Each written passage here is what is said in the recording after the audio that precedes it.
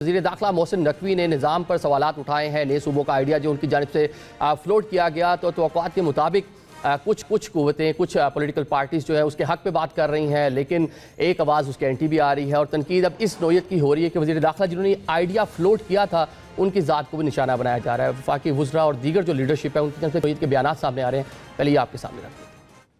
زرداری صاحب کے جو برخورداران ہیں، ایک برخوردار ہیں، وہ کل فرما رہے تھے کہ یہ سسٹم جو ہے یہ بس اب ختم ہو چکا ہے، یہ سسٹم جو ہے یہ اب آگے چلنے کے جو ہے وہ قابل نہیں رہا. اور بھائی اس سسٹم میں تم نے 30 سال کا سفر جو ہے وہ 3.5 سال میں تم کہاں سے چلے ہو اور کہاں پہنچے ہو، اور اب تمہیں آگے پتا چلا ہے کہ یہ سسٹم جو ہے یہ بالکل خراب ہے، یہ چل نہیں سکتا. حکومت کے ایک وزیر نے جو کسی پارٹی سے تعلق نہیں رکھتا اپنے آپ کو انٹیریئر منسٹر بہلاتا ہے، بھلے اس کو شوق پرائم منسٹر ہونے کا ہو، وہ آ کے پاکستان میں کھلبلی مچا رہا ہے. ہم مذاکرہ کرنے کے لیے بھی تیار ہیں. 22 صوبے بنا کے 22 چیف منسٹر چاہیے، 22 گورنر چاہیے. اخراجات کم کرنے کی تلقین کرتے ہو اور اس حکومت کا کوئی وفاقی وزیر اور اخراجات بڑھانے کی بات کر رہا ہے.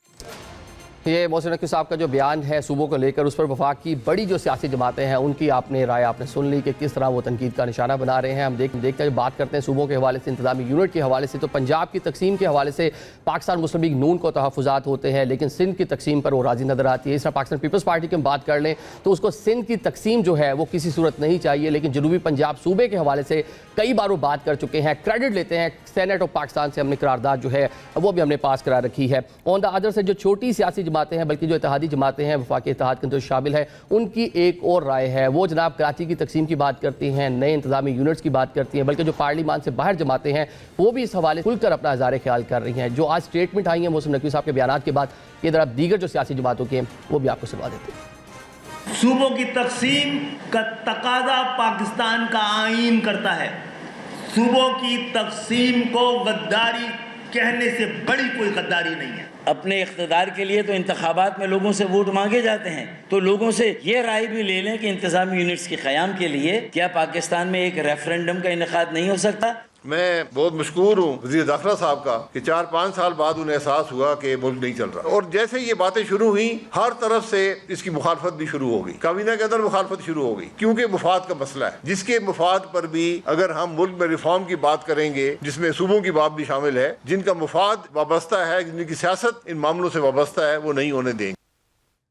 یہ آپ نے سن لیا، نظام نہیں چل رہا، بلکہ اپوزیشن پارٹیز تو یہ کہتی ہیں کہ ہم تو کہہ رہے ہیں کہ 5 سال سے نظام نہیں چل رہا. محسن نقوی صاحب تو اب آ کر فرما رہے ہیں کہ نظام نہیں چل رہا. لیکن ناظرین ہمیں تو نظام چلتا ہوا نظر آ رہا ہے، کیونکہ نظام کس طرح سے چل رہا ہے کہ جو مین سٹریم پولیٹیکل پارٹیز ہیں اس نظام کے اندر اپنے اپنے حصے کے لیے جو کشمیر الیکشن ہے وہاں پر ایک دوسرے کے آمنے سامنے نظر آ رہی ہیں، ایک دوسرے کو الٹیمیٹم دیے جا رہے ہیں، بیانات دیے جا رہے ہیں، ترقیاتی منصوبے اپنے گنوائے جا رہے ہیں، اپنی پرفارمنس کی بات ہو رہی ہے، اور ساتھ ساتھ جو اتحاد ہے اس میں بھی ایک پھوٹ پڑتی ہوئی نظر آ رہی ہے. جہاں بڑی سیاسی جماعت پاکستان پیپلز پارٹی وہ جی بی الیکشن میں وفاقی حکومت کے سامنے آ کر کھڑی ہوئی، وہاں ان کو کامیابی ملی. اب جو کشمیر کا الیکشن ہے وہاں پر بھی تنقید کی جا رہی ہے. اب تو جو حکومتی اتحاد میں چھوٹی سیاسی جماعتیں ہیں، ہم آئی پی پی کی بات کر لیں تو علیم خان صاحب جو ہیں انہوں نے میاں صاحب پر تنقید کی، بلکہ جو ترقیاتی کام ہے اس کے حوالے سے کہا کہ یہ جو موٹر ویز ہیں یا جو کشمیر تک مظفر آباد سڑک ہے مری ایکسپریس وے، اس کی توسیع کا انہوں نے فیصلہ کیا، جس کے بعد میاں صاحب نے وہاں جا کر اعلانات کیے ہیں. وہ بھی تنقید کر رہے ہیں. انہوں نے کیا کہا جس کا جواب بھی پاکستان مسلم لیگ نون کی لیڈرشپ نے دیا ہے، یہ دونوں بھی آپ کے سامنے رکھ دیتے ہیں.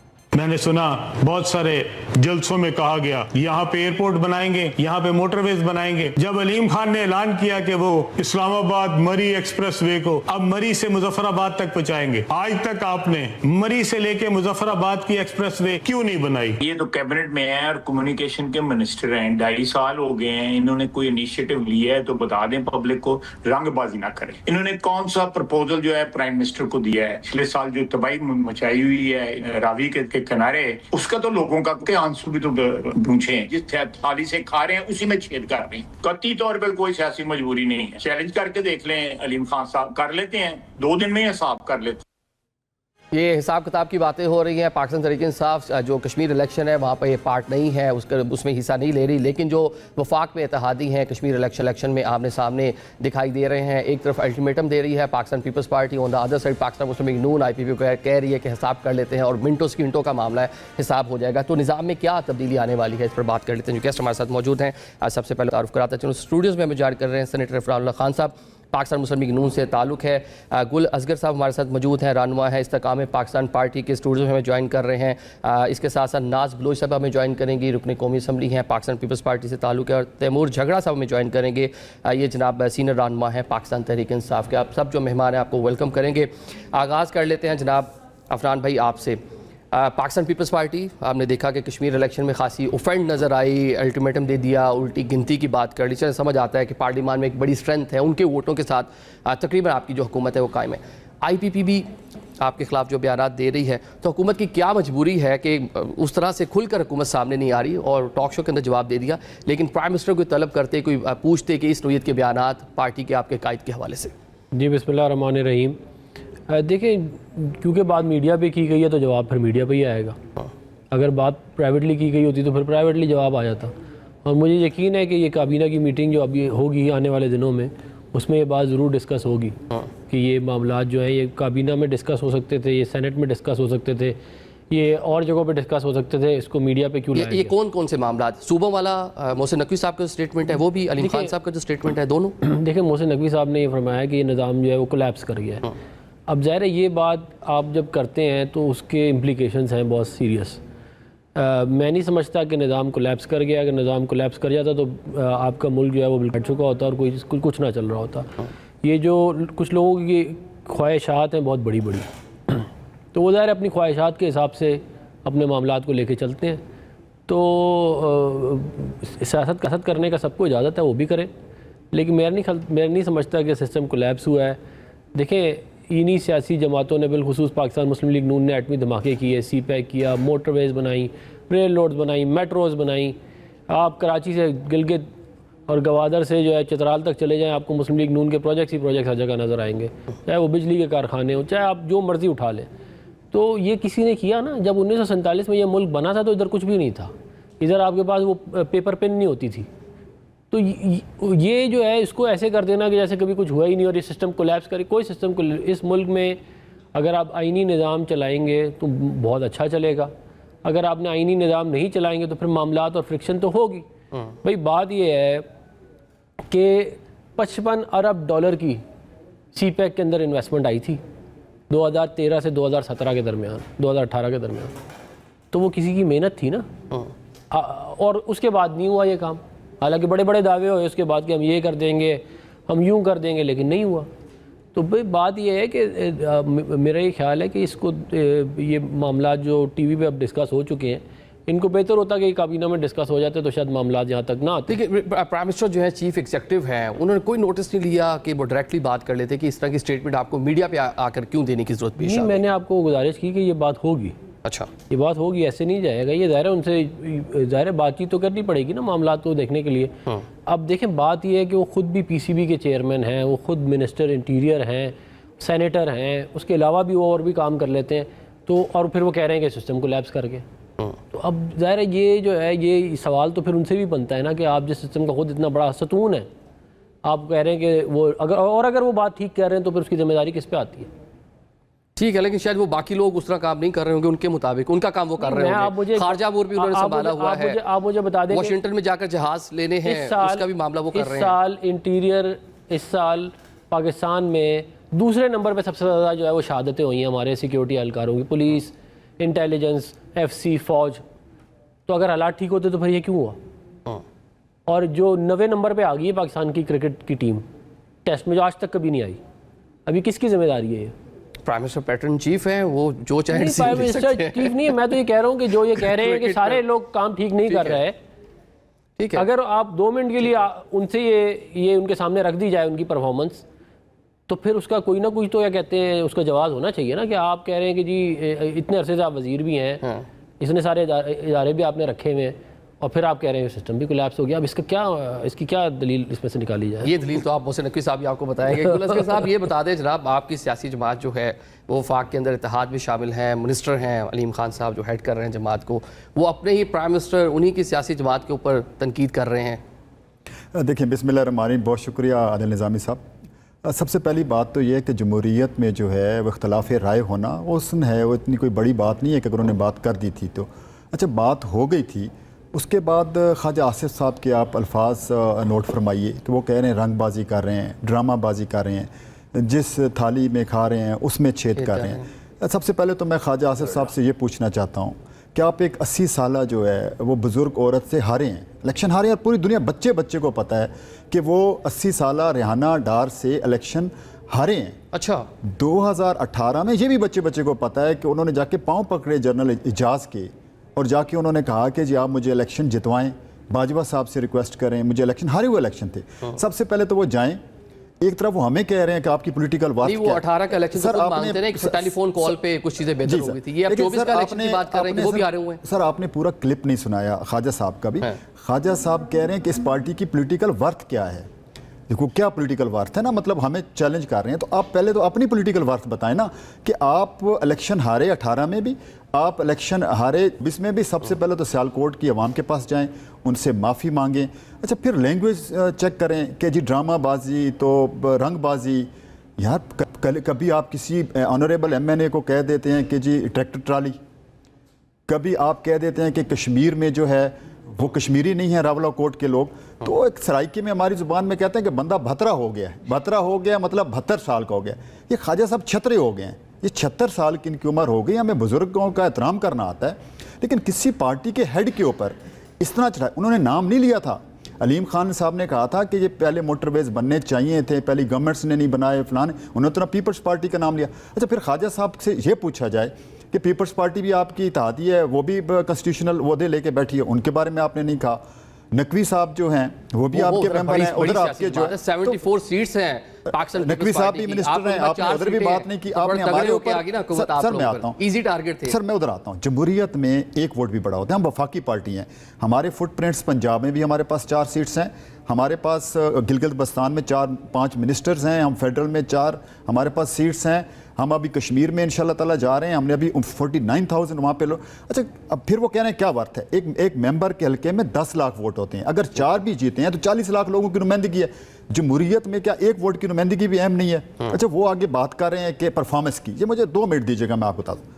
سب سے پہلے تو میں خواجہ صاحب سے پوچھتا ہوں نا کہ آپ کی پرفارمنس کیا ہے، ڈیفینس میں آپ نے کیا انیشیٹو، میں تو اسٹینڈنگ کمیٹی یا ڈیفینس کا ممبر ہوں، آئی نہیں آج تک، سارا سیکٹری کام کر رہا ہے کمپلیٹ۔ وہ ڈیفینس منسٹر تھے، انڈیا سے جنگ جیتی ہے ہم نے، ایک میٹنگ میں انڈیا سے جنگ جیتی ہے، وزیر دفاع تھے وہ، جس نے جیتی ہے وہ سب کو پتہ ہے۔ اچھا آگے آ جائیں سر، یہ علیم خان صاحب کی پرفارمنس کی بات کریں، پہلے وہ اسٹڈی تو کر لیں سر۔ M6 جو ہے وہ M6 آپ کو the only missing list between Karachi and Peshawar, یہ موٹر وے کا جو ہے اس کو 30 ایئرز میں کوئی نہیں بنا سکتا تھا۔ دا ریزن بیہائنڈ وہ 450 بلین روپیز کا پروجیکٹ تھا۔ ہم آئے، علیم خان صاحب کا ویژن تھا، ہم نے A.T. کارنی کو ہائر کیا، انہوں نے ہمیں پورا وہ بنا کے دیا جس میں ہم نے 5 سیکشنز بنائے، 5 سیکشنز کے اندر ہم نے یہ سکر سے رانی پور سے نوشیرپور سے نواب شاہ سے پھر حیدرآباد، ہم نے یہ فائنینشیل کلوز کر لیا، ہم نے اوپیک کو دیا۔ ٹھیک ہے چلے، وہ وزیر مواصلات ہیں، یہ ان کا کام ہے، اچھا کام کر رہے ہوں گے، لیکن آپ نے جو مینڈیٹ پہ پاکستان پیپلز پارٹی بات کرتی ہے، پاکستان مسلم لیگ نون کے مینڈیٹ پہ بھی آپ بھی اسی نوعیت کے سوالات اٹھا رہے ہیں۔ آپ خواجہ صاحب کی سیٹ کی بات کر رہے ہیں، 132 سیٹیں ہیں پارلیمان میں پاکستان مسلم لیگ نون کے پاس، تو آپ کو خواجہ صاحب کی سیٹ پہ مسئلہ ہے کہ اوور آل مینڈیٹ پہ بھی آپ نہیں، مسلم لیگ نون ہمارے لیے قابل احترام ہے جی، وہ پولیٹیکل پارٹی ہے، وی نیور ٹاک، ہم کبھی علیم خان صاحب مسلم لیگ نون پہ تنقید نہیں کی، ہم کولیشن پارٹنر ہیں، ہم قابل عزت ہیں ہمارے لیے، وزیر اعظم صاحب ہمارے لیے قابل ہیں۔ ہم نے علیم خان سے پریس کانفرنس میں سوال پوچھا کہ انہوں نے کہا جی کہ بہت اچھی پرفارمنس دے رہے ہیں پرائم منسٹر صاحب، وی نیور ٹاک اباؤٹ، ہمیں تو ایک شخص سے مسئلہ ہے، جو بندہ روز اٹھتا ہے ان کو تو کسی اسٹیج کے ڈرامے میں ہونا چاہیے تھا، وہ جس طرح جگتے مارتے ہیں، آپ نے کبھی اسمبلی میں ان کو سنا ہے جگتے مارتے ہوئے؟ وہ آنریبل ممبرز کو ایسی جگت پھینک جاتے ہیں جو اسٹیج ڈراموں میں نہیں پھینکی جاتی۔ جہاں آپ اتنے سینئر موسٹ پولیٹیشین ہیں، آپ اس کی اگر بات کرنی بھی تھی تو اخلاقیات کے دائرے کی بات کی جاتی تو ہمیں اعتراض نہیں تھا۔ جھگڑا صاحب، پاکستان تحریک انصاف اس ٹائم باہر آرام سے بیٹھ کے اسپیکٹیٹر کے طور پر انجوائے کر رہی ہے، اس ٹائم جو حکومتی اتحاد میں ساری چیزیں ہو رہی ہیں، پروگرام کے دوران بھی میں دیکھ رہا تھا آپ اسمائل کر رہے تھے۔ کہ جو میں سن رہا ہوں، کل بھی افنان میرے ساتھ بیٹھے تھے اور میں نے کہا کہ دیکھیں 5 سٹیٹمنٹس تو پہلے جو ہے وہ محسن نقوی نے دے دی نا۔ نمبر 1 کہ سسٹم کولیپس کر گیا، نمبر 2 کہ یہ 80 سال کا نتیجہ ہے، 80 سالوں میں 3 قسم کی حکومتیں رہی ہیں، پیپلز پارٹی، PMLN اور ملٹری گورنمنٹس، ٹھیک۔ नंबर 3 ये कि प्राइम मिनिस्टर साहब 12 के बजाय 18 घंटे काम करें, तब भी कोई फर्क नहीं पड़ेगा और 10 साल बाद भी हम यही रोएंगे। ठीक है जी।